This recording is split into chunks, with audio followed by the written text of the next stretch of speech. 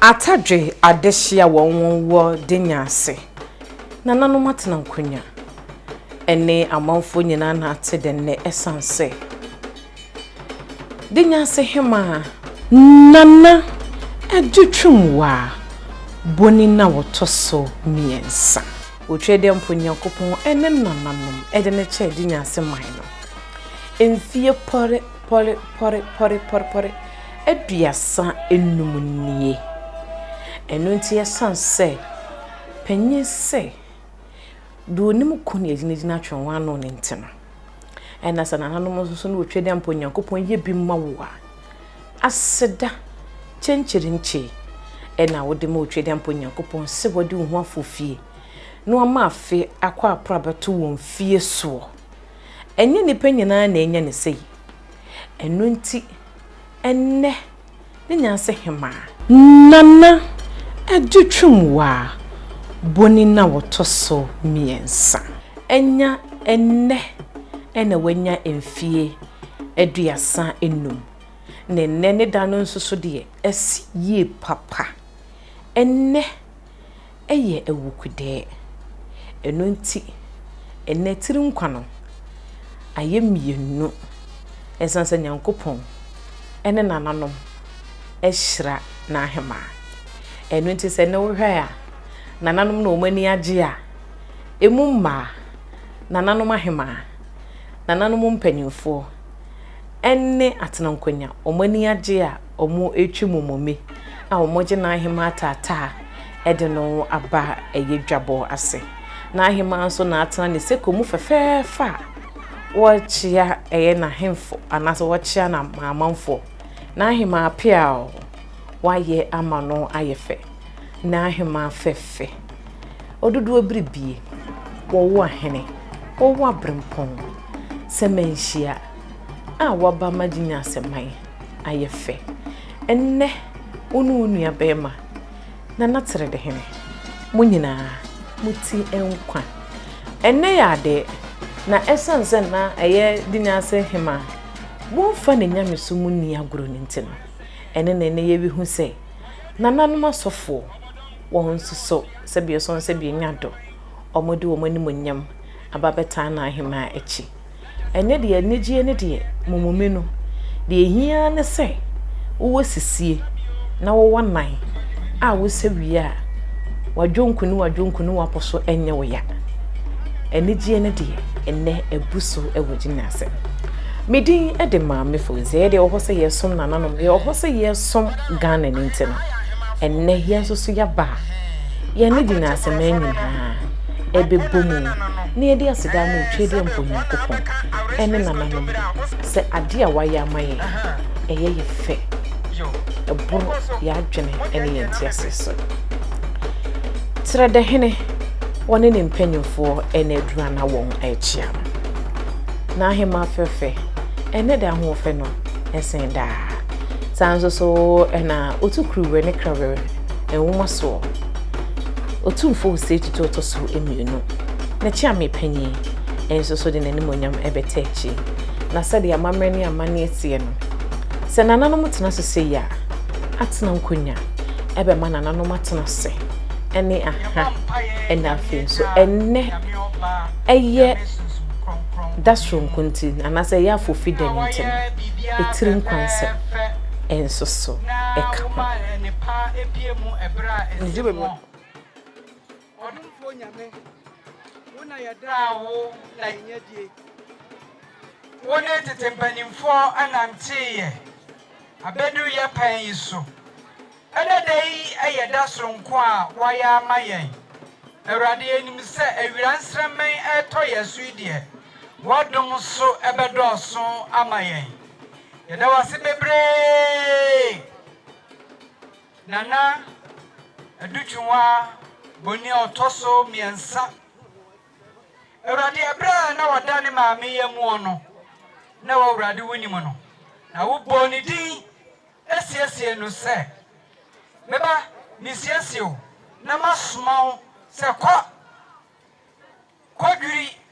sai nesi na DENYASE man enyina emfa nhye wo nyankropon enumunyam ɛna dai yɛde asedane ayɛyie ne yɛde ma wo de wayɛ ama yɛn nyame domfo wo ma sɛ ayɛyie nka wo din daa ɔdomfo nyame yɛda wase akwantuo mu adom a wo de adom wo ma ama yɛtu kwa abɔkwan so efiri akyirikyiri ɛbɛn na yɛabɛhyia mu ha Awurade yɛbɔ mpaeɛ sɛ ma wo hyira ne wadom a wohyia wo ma a wode dom yɛn no ma yɛhyia deɛ yi ɛnyɛ nhyira deɛ yɛbɛka deɛ yɛbɛyɛ deɛ yɛbɛseɛ Awurade ɛmfa mpagya mpuntuo ɛne akɔ yie ne ade aseda ama wo a woma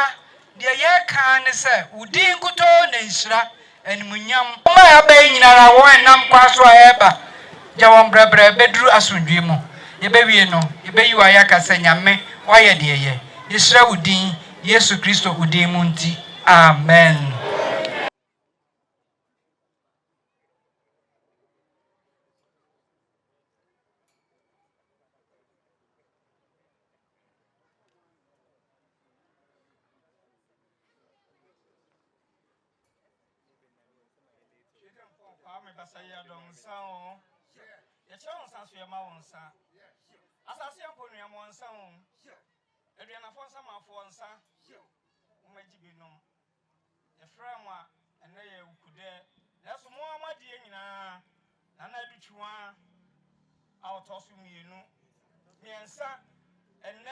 DENYASE HEMAA Odi akonyan Muhammad de tena so yi enne ne mfie aduasa enum pepepepepe madam meburu mona muni ma chichia asem o ade bi obe bia moma ne nkoso DENYASE man kwaso o santeman kwaso adawma owa ba akoko ni asese oti hoi oni be ma de eso ne mata na chi Muhammad jina na chi achi jina pa na ade oye bia aye ama no adawma ade be ye saida buburo kosua ye ka ne nko ne ka ne nko se na bituma ade na se yaba de mo pangu ma ye no efri na ekoi bibi esi na nusu so be ya ama DENYASE man eni asanteman de mo mo no na mo nta na chi na de ka ne nko na atu na jeje mu de ohwe ase ama ne nsori o yare ni eduro na nye no boni kasa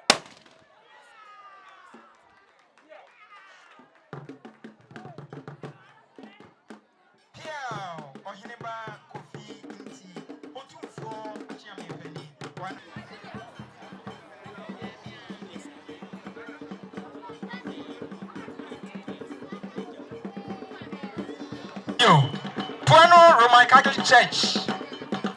ana Puano Roman asafo no wo fada ankasa nso eka ho bi na se onuado huntado yo na se kuroya mo e huntado fada ani wedi owudi mu pa ani na fada wudi mu pa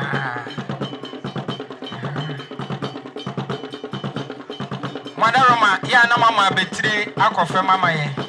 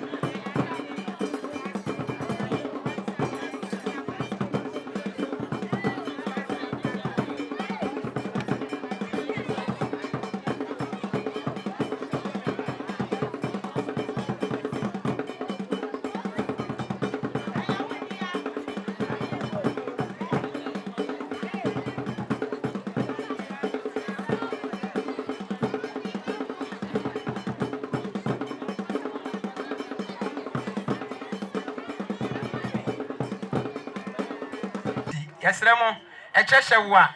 na watu ama me ɛkyɛhyɛ wo a na watu ama me aha Nzongo hene ɛna afei limam ɔno na ɔma anyamfrɛ ɛyɛ dɛ ɛwɔ ha Nzongo hene ɛne wɔn a waka nyinaa yɛma mo nyinaa akɔ aba ne nyinaa ka ho ɛna yɛ fɛ mepam kyɛw metoa so ni so yɛ mo amoho a si ya yimi otitire ni nti dwumadie ne deɛ sesei ya sha ase ya ne sa nti deɛ me nanan bi obɛka bi a no mesrɛ mo ni nyinaa yɛti ni ahwɛ sɛ dwumadie na kɔso me do bibia ase me mo bia so akɔ aba ne sa gyina ha biem asa ma me adutwumu a na adutwumu a ne trinkwa do bia ase awie deɛ twedi ampɔne yɛde n'aseɛ sɛ ɛnɛ da yi ayɛ da kɛseɛ na ayɛ fɛ nso na ɛde ama DENYASE man nyinaa na obi bɛka sɛ tɔbiri bi yɛyɛ na yɛhyia paaki yi so na n'asekyerɛ koraa ɛne sɛn deɛ nti ne yɛwɔ ha na n'akyerɛ ma yɛn wotie adwam mɛsrɛ na abobɔ nneɛma kakra senti a yɛwɔ ha enim sɛ ɔma me kwan deda o ɛno nti nana ɔda ɔma senti a yɛwɔ ha nyinaa ɛne sɛ nana ADUTWEMWAH BONIN DENYASE man HEMAA nana adayɛfu mu ɛna nananom to wɔn nsa frɛ no sɛ yɛkenkan no daakye mu wɔ nsɛm na nea wobɛtumi asoa daakye nsɛm no ɔno na ɛsɛ sɛ yɛde ɔman no ɛhyɛ ne nsa nti daeɛ no kɔsee na ADUTWEMWAH BONIN ɔtɔ so mmiɛnsa ɛfo yɛapɛ ɛna nananom ɛde no esi abannwa kɛseɛ yi so sɛ DENYASE man HEMAA na saa berɛ no na ɛyɛ Broni bɛka sɛ 5th June 1989 5th June 1989 ɛbi ka sɛm a wɔn no sɛ na da no yɛ ukuada na ɛda no ɛsa yɛ awukudɛ na nananom ɛde nana ADUTWEMWAH ɛtena HEMAA abɛnwa kɛseɛ yi ɛso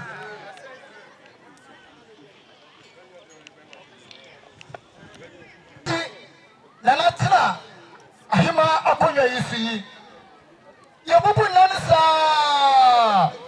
yɛbubu ni yɛbubu mfirinhyia maako aduasa enum ɛyɛ na sɛ mfirinhyia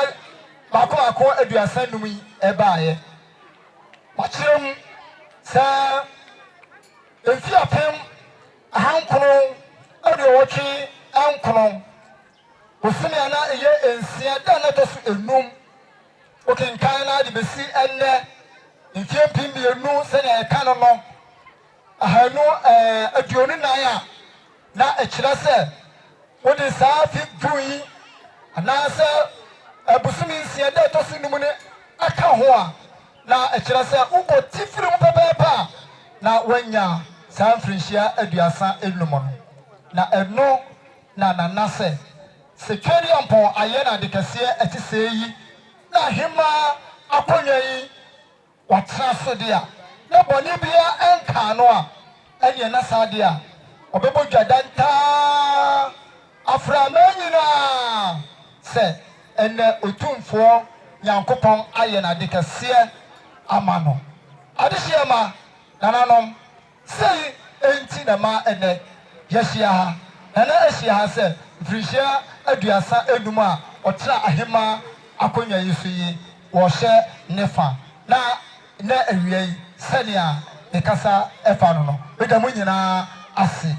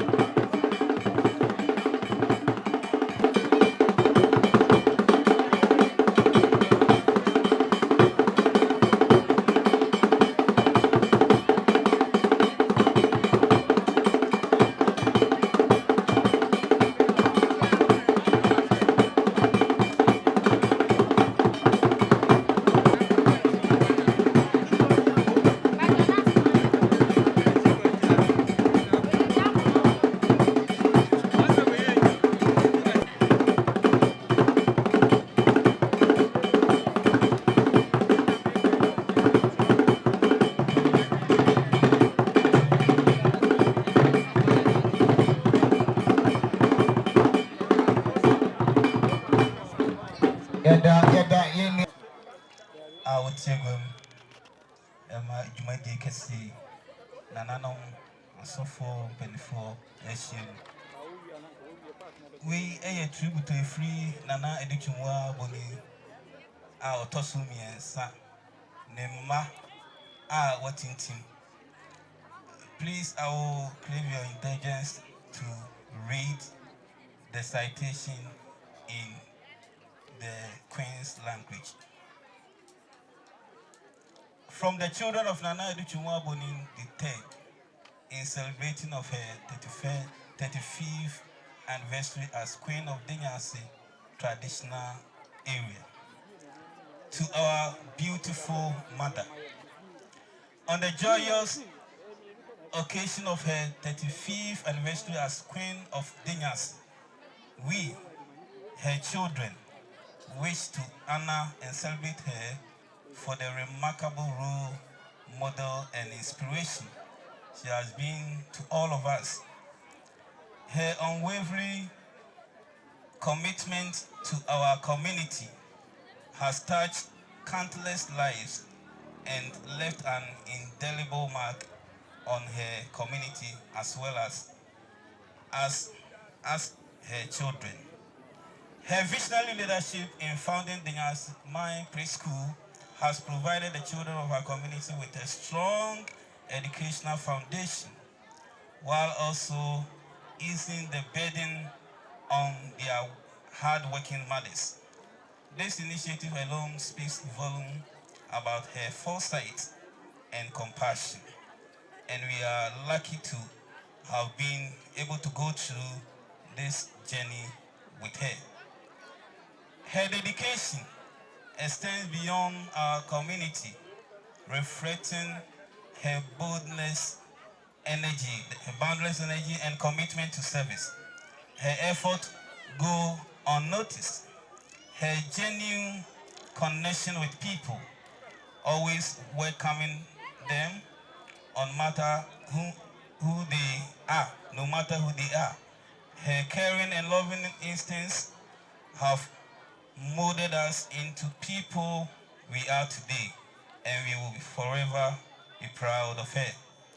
Our relationship with our mother has always been exceptional, but on a foundation, built foundation on love, built on a foundation of love, respect, and mutual understanding. Even in the moment of discipline, her actions were always infused with wisdom and care, ensuring that every correction came with a valuable lesson. Her guidance, though sometimes strict, was never without purpose. She consistently used these opportunities to teach us important life skills and moral values, helping us grow into responsible and compassionate individuals. Her ability to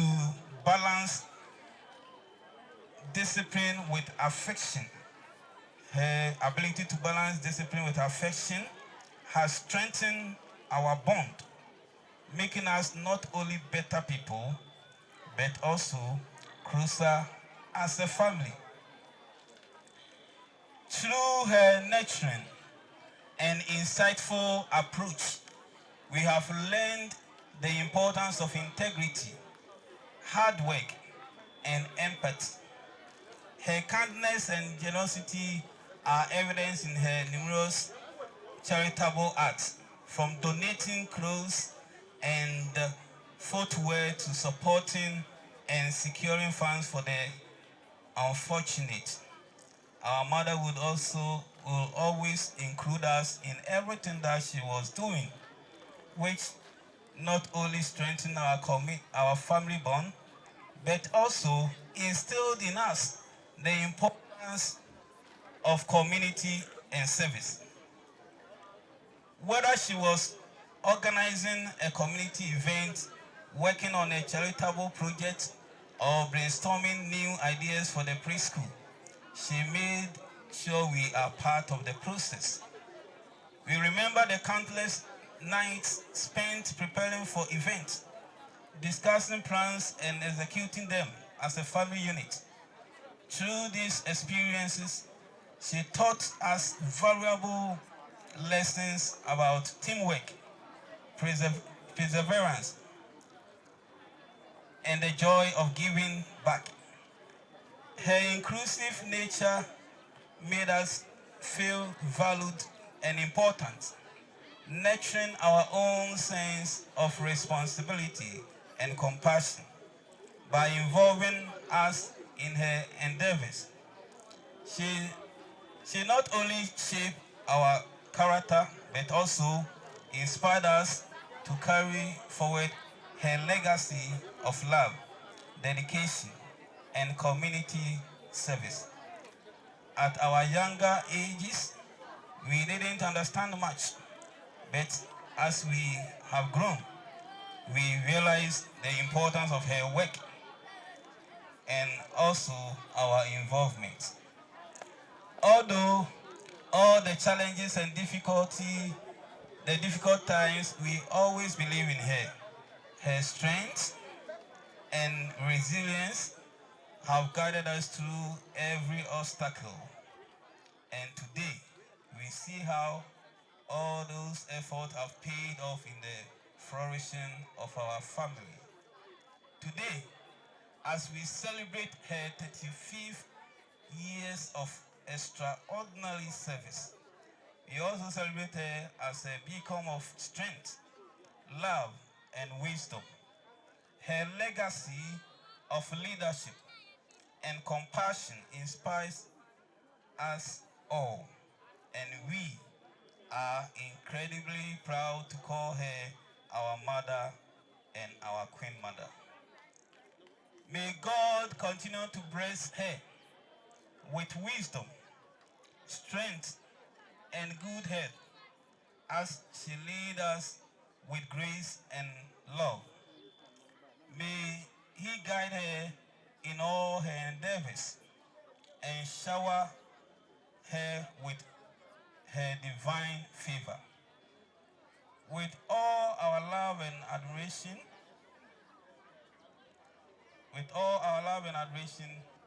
her children,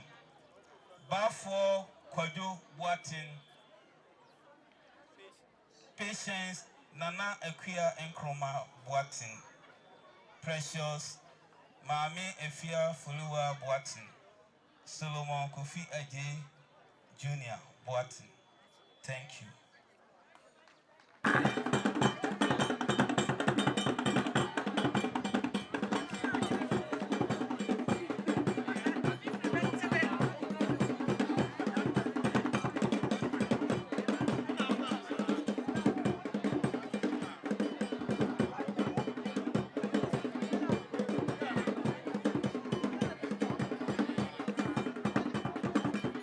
Yo,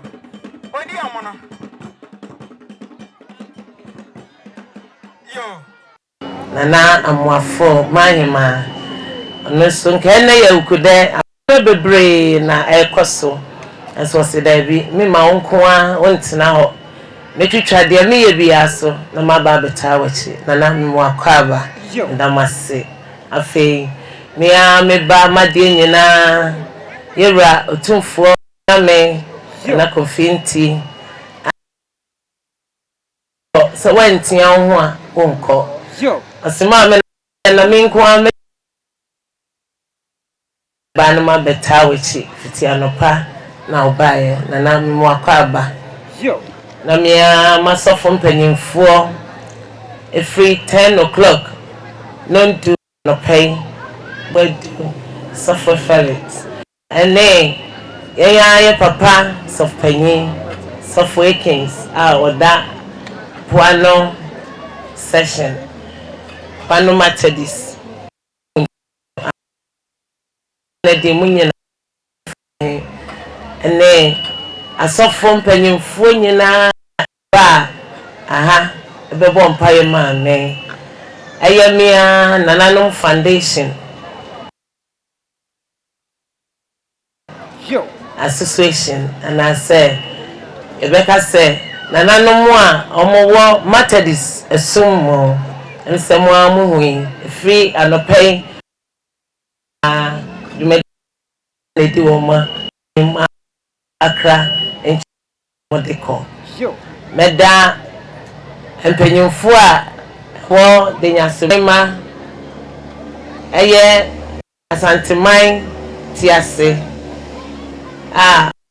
so edimi aye maame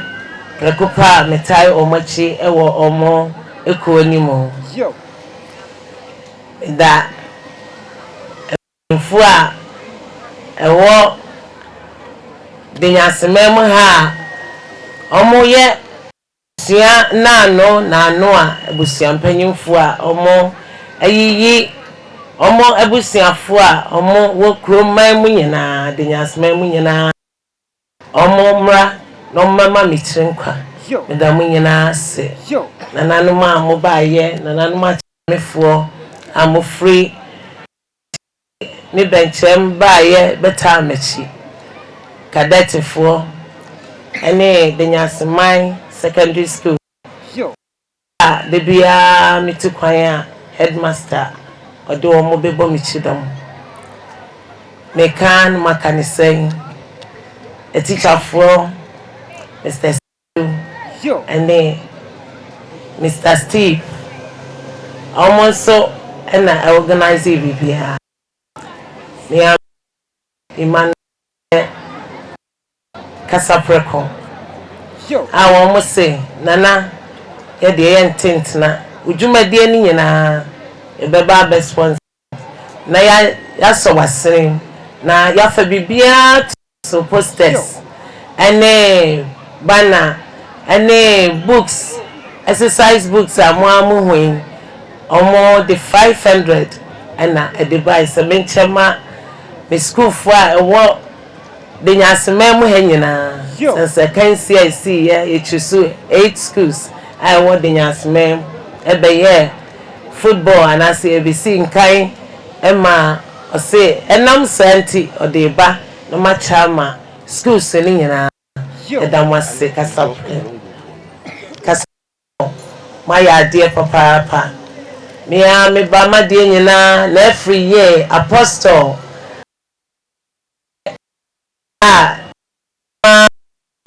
nira na sante hele atuni din obo akohoma ja obo akohoma me be wa ya dedo one ono ne ho kani man sewa sebi meka so omo nso ene so masere sponsor adwumadie di si wo na so se omo ma menko amaka omo fa ho kani nyina enti eye apostle yame enhira no nya ne kese me da obi bia se zongo community a omo wo DENYASE mem ha de bia me ye bibia ko bo mama ne a omo ntutu mase omo ka omo hobom eto santententen eyen mayo party said ya me ye ya no mayo bibia mo omo ba ebe chiame ebe bompa ye mame e mame trinkwa medamu nyina se imam ene abusia panyin ene modom nyina zongo community yame enhramo may Allah bless you all me kan makane say me am panyimfo a omobo mi chidom ede me ko ede me ba ewio anajuo ahomachi bia de siemu mpo ne mefre wo mo a omo entutu mase panyina mankwa opanyina so wa panyina kowia maame sofo me ame maame yekra ene DENYASE maima untado ma mpanyimfo because me bom mudia me to me ame classmates abrokwa ene Joseph meka say abrokwa be 86 for HEMAA na Joseph also why 86 for your classmate hene sanse bibia mo se bibia me ye bia mo boa classmate for ano na mo sese wo mo na yesei yenko boni chidom school mo ya ene ye call primary school and yet to us or Puano LA2 ane friend eme me ka se me ka ade bechi masem nyina ne se me da nyankopon ase me da skedwa ase da ade na nkonya kase ananom a ekonkodene emma denyase ebeye denyase ananom me da omo nyina ase ame form kransie ye ya mesanda na opokuware na asante hene ene na asante HEMAA na afia ko bi otosumienu medi yo meyesutie o makonya bekoso o nyina efapem afutupa na asante HEMAA na afia ko bi de maame amana amakona dunso abeto aso ene na asante hene na osetutu a otosumienu omo empire bopa ene omo afutupa ene ni nyina amamete sene ametie se menya 35 years ana se mfia du asani mu a enye me nko a ye erade ene nananom ene denyaseman ahonhoma atwa denyaseman ehia nanampenya mo abedi akon esio konse etie da che esio abenya ohima ne nananom esia atwa oman ho ehia omo ho mpa a omo de ta mechi awia na jodasium ajijeme ababa asumada yepa minihwia meka mfia diasa enum eye ekwan tentene na metwa enye easy anase enye emunsam ne de emu challenges ensam bebre na ewomu drumrebia na maye bakofo mpanyini nyina ko nanso sede na naduani me ofre me ka kire me se me mefa me nananum aso na me meboa no na yemu denyaseman nti de bebe bia me de abotire ene odo opepa denyaseman hu donti e de mache ewoman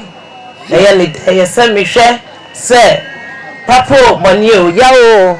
ademo ese me hwe na metutu nema na opokuware e de me kwachire no eye 8 August 1989 na smo kan se abrewa so waketwa first na ye di ade a enema bebre ho ene de udi ade a obesomo man na o man so asomo ene fia ko bi kan sa na kire me sasewa wabai ya botre emu ode mu oya na nso wontumi nko bra watena wo nananom akonyaso so ka se areho odi tu ho ade so a sebe wadome ho nti papo onio de for wanito nananom na hwede nyame beye anan futupa ani sede no sijeje me so akrokro minti ana ene mete sede metie mfia duasa enum enye betema mesa emunsam no bebre ohaw bebre enso enam se me mai hodo enananom akonya mete so hodo na mintimi na mechi ma me nananom nti papo bonio maji amene se yame ene nananom behwe me okay eya bini abema panyina mankwa wase nana eyedin ensu enkonya behwe na ampa me ka hyenya me nyam se aha bebre na ba amanie bebre na ba esu bebre na ba nanso nyankopon ne nananom etiase omo hweme sanse se asanteman etiase sesem ehu hiame ehu enyaye me magiodre fo a me ne wo mo won patam ha se preschool ya esi hwei ebe koso enkoso eye Mr Felix Mr Richard ani jodre mpanyimfo nyina Solomon omo nyina letter bi ani ho a me de bewura jewelry company anase jewelry limited a omo ebe yi masem ato baabi ni nyina mu omobo mi chidom school yi nebe kosu ye start o ye di asobo fomo ye dua asase ni so ye tu nsi o sabe ye tu ajana yo omoa ena efa ho kanyina adafo mi ni hwe a meka kire mo se meka se mi bobo din a ade be che edamenuanom amayi ma se abremponfo ase foku aye wom aye bantima ni kontre awda no nana asafo hene yenyina ye wo fokutrem omo tutumase ohwe na akire da hene eja ni bibia ja busia ho sesemi maame ye we ya na wodi ni mfia duasam enuma mentina kire na mi nyima so ese me ba na me be hwe me maame waya ama na ye fe ni hwe masam nyina ne se de aseda kase ene mamo aseda kase ena me de emma de nyaseman santeman ene Ghana man meka se na mampo hene eda na se waye bi na futupa awodi ama me afi ne krakra mia me wokani me kunu ene me ma ene me nanfofo a ewo abrochimem ene Ghana memo masori ma de munyina mase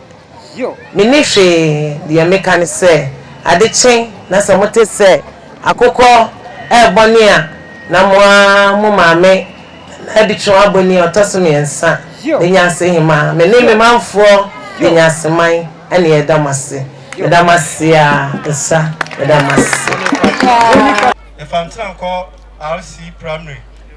nana no masofo e kire wo mani so aso ene ahofama nana ADUTWEMWAH obedi ade woni won aso omo kire wo mani aso na fe na braso a nana ADUTWEMWAH BONIN otoso emiensa edin nsempa wode magina seman no wode ato amanfo nyina animu nana ba ye no waye niema pii ne de aboa na nsan mu wonne enkoda asabi womo wo school nketua mu eni suku akese mu nyina ba menhia mo mbesua sante abakosemo nana asa esi eye suku a otro modern school blocks a wode ama DENYASE man esanse wo masua wo hoi edana koma so ena afenso so eye foundation ahodo a waye enna edema won no wo mo so ede scholarship schemes ahodo de aba omo ede boa DENYASE man na enne so yase hu bi se foforo so aba wo hyebo se akwada obekọ school to aso mu a ne tibe boa no eye adwumaku a won hya abanyase be so na sene ahye no ama no awie eyesu kupon enye oman nyina na enya ne san we edi oman a ne HEMAA ene mo mpanyufo wani so ade hunupa ewo da achepa edema na manfo no esanse mpanyin se ofuru dua pa ene epia wo enam dua pa nana ADUTWEMWAH wafuru ne ntino ene wanya eye wonwa won so epia no ama no akosoro na HEMAA de kan se utiri nkwa mo ene adwuma pa DENYASE man enkoso na HEMAA won koso asante man enkoso edase DENYASE adehye zom we de dwumadi no menkasa kese na HEMAA kan nyina zom aseda zom ye de bem bibia sene zom na dodo na akora wo dwumadi bebre di ene ye adwuma zom enso mo jai na HEMAA kan nondu na dodo na abaaye na kese mo da je de ne wasai ni nyina wo ma me ho zom aso na ni ya ye wa nyina aso ye ni kakra me kan aduasam num enye mfie nkitwa okan obo mabaso pa ye de trede ne de ma me mfiri ho na me ko zom na de me sra ne se odoso nko a one na HEMAA de atena no mfa saa odo na ntoaso zom oye ne oma bebre amakuri sanyamo na muta na chi a enka untimi nye ya aka bebre su na wachiri